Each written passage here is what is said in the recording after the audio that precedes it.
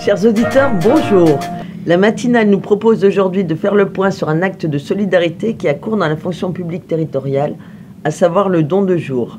Pour nous aider à voir clair sur ce dispositif, j'accueille Frédéric Pougeran et Julien Deyre du service juridique du centre de gestion. Frédéric, Julien, bonjour et merci d'être avec nous ce matin. Bonjour. Donc, je vais poser ma première question à Frédéric. Quel est le principe du don de jour de repos ? La réglementation donne la possibilité à un agent public de renoncer à tout ou partie de ses jours de repos au bénéfice d'un autre agent public. Qui peut donner des jours de repos et qui peut en bénéficier ? Alors, un agent territorial qui soit fonctionnaire ou contractuel peut donner des jours de repos non pris à un autre agent relevant du même employeur. Ce don reste anonyme et sans contrepartie. Il faut savoir qu'un agent territorial peut bénéficier de ce don dans 4 situations. Le premier cas, lorsqu'il assume la charge d'un enfant âgé de moins de 20 ans atteint d'une maladie, d'un handicap ou victime d'un accident d'une particulière gravité, rendant indispensable une présence et des soins contraignants. Dans le deuxième cas, lorsqu'il vient en aide à une personne atteinte d'une perte d'autonomie d'une particulière gravité ou présentant un handicap, lorsque cette personne est pour le bénéficiaire du don l'une de celles qui est mentionnée au chapitre 1 à 9 de l'article L3142-16 du Code du travail. Pour le troisième cas, ça va être lorsqu'il est parent d'un enfant qui décède avant l'âge de 25 ans ou assume la charge effective et permanente d'une personne qui décède avant cet âge.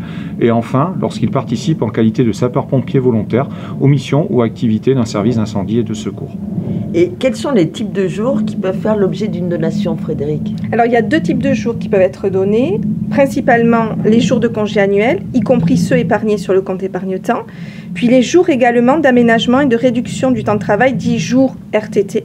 Donc, ces 2 types de jours peuvent être donnés. Il convient quand même d'apporter des précisions sur ces 2 catégories de jours. Pour les jours de congé annuels, seuls ceux excédant 20 jours peuvent être donnés. On ne peut donc pas donner la totalité de ces jours de congé annuels. A contrario, pour les jours RTT, aucun plafond n'est prévu. L'agent a donc la possibilité de donner en partie ou en totalité l'ensemble de ces jours. En revanche, certains types de jours ne peuvent pas être donnés. C'est le cas des jours de repos compensateurs, résultant de la récupération de travail supplémentaire, ainsi que des jours de congé bonifiés. Ces 2 types de jours ne peuvent pas faire l'objet de don. Comment un agent peut-il donner et recevoir des jours ? Comment ça se passe ? Alors, l'agent donateur doit signifier par écrit à l'autorité territoriale le don, ainsi que le nombre et la nature des jours de repos afférents. Ensuite, l'autorité territoriale va vérifier que les conditions permettant de donner ces jours de repos sont remplies. Il est important de rappeler que le don est définitif après accord de l'employeur et que le don de jours épargnés sur un CET peut être réalisé à tout moment, alors que le don de jours non épargnés sur un CET, lui, peut être fait que jusqu'au 31 décembre de l'année au titre de laquelle les jours de repos sont acquis.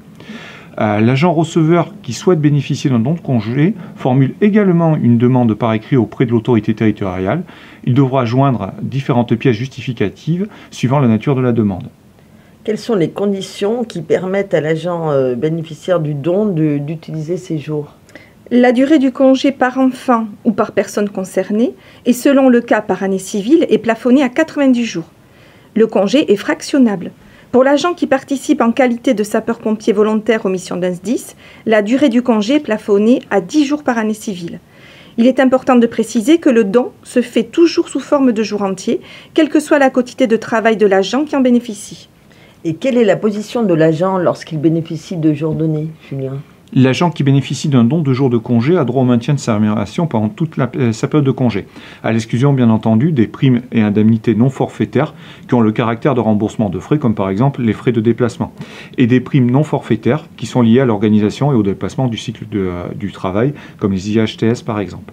La durée de ce congé est assimilée à une période de service effectif. Quel est le sort des congés de repos donnés mais qui n'ont pas été utilisés ? Alors l'agent bénéficiaire de jours de repos donnés mais qu'il n'utilise pas ne pourra ni les placer sur son compte épargne-temps, ni bénéficier d'une indemnité à titre de compensation. Donc le reliquat des jours qui ont été donnés mais qui n'ont pas été consommés au cours de l'année civile est restitué à l'autorité territoriale. Il est donc perdu par l'agent et ne revient pas non plus à l'agent donateur. Merci beaucoup Frédéric, merci beaucoup Julien, c'était très intéressant. Pour de plus amples précisions sur les différents cas de figure, un tableau apparaît sur votre écran. Au revoir. Au revoir.